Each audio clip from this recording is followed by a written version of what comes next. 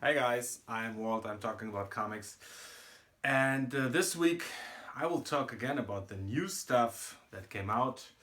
A lot of number ones. I just got them from my local comic shop, Black Dog Comics in Berlin. And I wanted to do this like the last time, the last video I shot. And kind of forgot about it, but I wanted to talk about it today. The fact that even when life is difficult or you have like a rougher patch in your career or your private life or whatever, there is this thing called comics, which will never let you down. It's it's this home you can return to every Wednesday. There are your newest series waiting for you at your local comic shop. Also, new stuff to check out.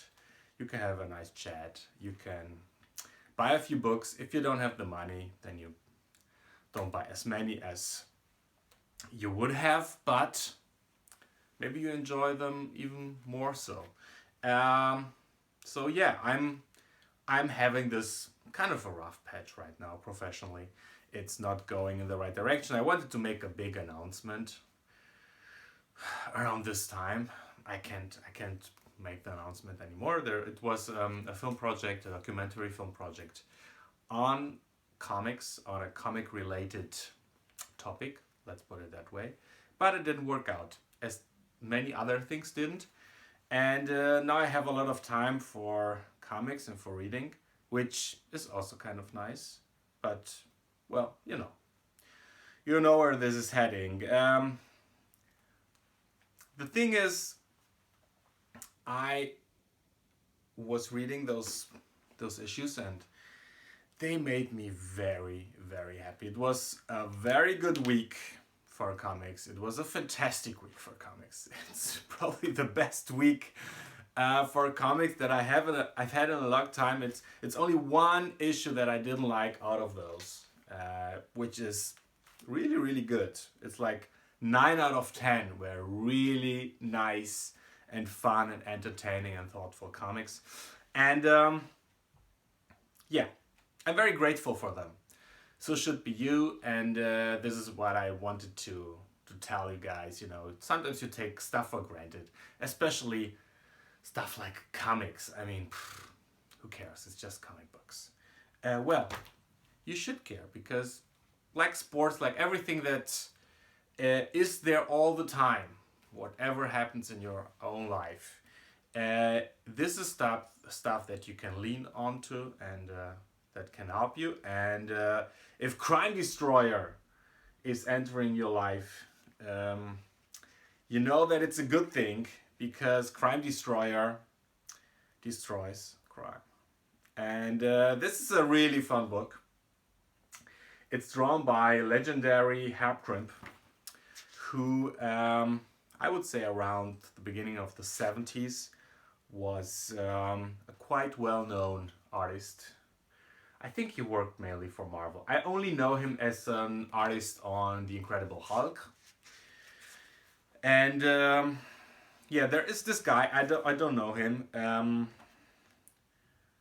Josh Bayer, at Fantagraphics. He launched what is like a mini line of comics. It's 4 one-shots featuring retro comic characters, and they're all drawn and lettered, and I think drawn and lettered mainly by veterans, by people who used to be really really big but now are put a little bit are out of the radar, are out of the focus, which is super sad. If you look at those pages, they are really fun, energetic, Kirby-esque, bulky, but also like fun comics. This is what I would love to read on a more regular basis, or maybe it only works because it's a one shot. I'm not sure, but it was so much fun to read it. It reminded me of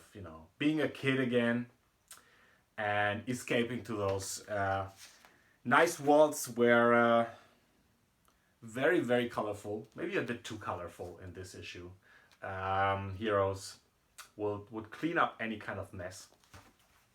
So yeah, it's a fun thing for $5 if you're into retro stuff, and if you want to give old masters a chance again. You know, in fine arts, old masters or people like in their 70s, 80s are like super well regarded. They're at the peak of their game. Not so the commercial artists. They're put aside. Like even look at Kirby and such. Like really, really, really great artists. They were just, yeah, they had to retire. And I mean at the height of their craft and of their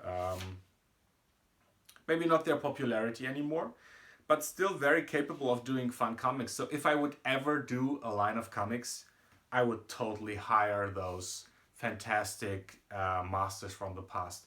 If you're into masters from the past, this is super fun. It's a good read.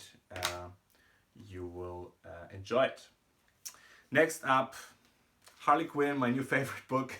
It was super funny. I was really laughing and crying sometimes from laughing. I can't believe that I'm only coming to this series now. You know, I'm this guy, if everyone is talking about a certain book, I'm like, okay, it's too mainstream for me. I probably won't like it. And it's stupid because this is how I missed Harley Quinn. And it's super funny. I don't want to spoil too much. So if you don't want to be spoiled, just skip to the next review. So this is Harley Quinn basically talking a villain out of destroying the Earth. This is the whole comic. Is she gets him, you know, fancy food and explains to him like why Earth is really nice and fun and why he shouldn't destroy it. And it's such a simple concept. Don't find the villain, just explain him why it's just not worth it. It's just not worth destroying everything. Harley Quinn, really funny, entertaining book. This is basically an ad, an commercial comic. I don't know. This was the first time that I encountered this. This was part of the Harley book. I think all the DC books of this week are bagged and have this extra floppy inside of them. And it's a teaser for Into the Badlands, an AMC series. Never watched it. I don't know. Is it season premiere? So it's probably the second season. Reads very much like a mix of Lazarus and, I don't know, Walking Dead or something like that. Yeah, it's interesting. I won't talk about it as a comic because it's not super fancy. But I thought that it's interesting that now they're producing comics for shows just to get the people who read comics to watch the shows. It's cool. It's really cool. All right. My other favorite series, Shade the Changing Girl. It's everything you'd want from a Shade series. And I think Peter Milligan and Chris Bacalo would be proud of this. As would Steve Ditko, I hope. This is weird. This is poetic. This makes sense on many levels. You're not supposed... Today I was like... I finally understood how to sell this comic. It's not a comic that you should think about while reading it. It's a comic you should... sometimes you see stuff when you're not focusing so much on it. Like with poetry, you have to let it flow through your mind, and the synapses are going to build some meaning out of it. And this is how this comic works. And if you let it do its magic, and if you're how do you say, if you can take this in, if you're sensitive enough, then it will go very, very deep. It's a fantastic comic with many layers and beautiful drawings and colors. and it's number 6. So I urge you to buy the first volume of it. It will come out in trade format very soon, and yeah, it's just for everyone who used to love Vertigo. This is the essence of Vertigo for me. Speaking about Vertigo, they're still alive. Not really kicking, but they're still alive. And this is a new Vertigo number 1. I think it's a maxi series, 8 issues long. Savage Things by Justin Jordan and a really talented artist. I didn't know him before. His name is Ibrahim Mustafa. And this is a high concept book about, again, spoilers, kids who were trained to be serial killers, or kids who were like potential serial killers because they were like they were like kind of those hard to explain Asperger's kind of syndrome, so they couldn't connect to their next man. So they were gathered and yeah, basically trained to be those operatives for an agency. We don't know exactly which one yet. And yeah, now they're wreaking havoc and they're hard to control. And it was very well told. You can see that Justin Jordan is really at the peak of his game here. It's super effective. Not a word too many. It's just pitch perfect. And the storytelling in images is also really good. So yeah, it was a lot of fun. I'm not sure I need this on a monthly basis, but I will definitely get the trade. Savage Things by Vertigo. Next up, Smoketown by Scout Comics, and I'm not sure if this is a series or if this was a one-shot, because at the end of it there is just the end. So maybe it was a one-shot. If so, it was enjoyable. Nothing spectacular here. It's basically about homicide happening in a family. Yeah, I can't tell you more about it. If so, I would spoil it. I mean, it's just a one short issue, but it's really well written. The art is not very spectacular, I have to say, but the writer, Philip Kennedy Johnson, did a fine job, and I will definitely check more stuff out by him. Next up, the only book that I didn't enjoy as much was Kingpin number 1 by Matthew Rosenberg. Matthew Rosenberg wrote a miniseries for Black Mask, We Can Never Go Home or Return Home, something like that. You may have heard of it. There was quite some buzz around it, but I don't know why I didn't enjoy it at all. Super wordy, very unoriginal, no rhythm to it, and same here, I'm afraid. I'm just not liking his writing. You can see here it's a lot of text. It's not very elegant. A lot of information is being dumped in dialogues, and I don't know. There's nothing catchy about it. Nothing that makes you turn to the next page, and I don't get a real grasp of the main character yet. So he starts with a side character who is lured into Kingpin's world, but I mean, the title is Kingpin, and I don't know anything. If I wouldn't know Kingpin from Daredevil, and especially from the TV series, I think it's more based on the TV series version of Kingpin, you wouldn't really understand who this character is. So For me, this didn't work at all, and it's also the only Marvel book that I got this week. Next up, Extremity #1 by Image Comics. It's written and drawn by one Daniel Warren Johnson, with coloring by Mike Spicer, and I think Mike Spicer was also the colorist on another book here, or was he?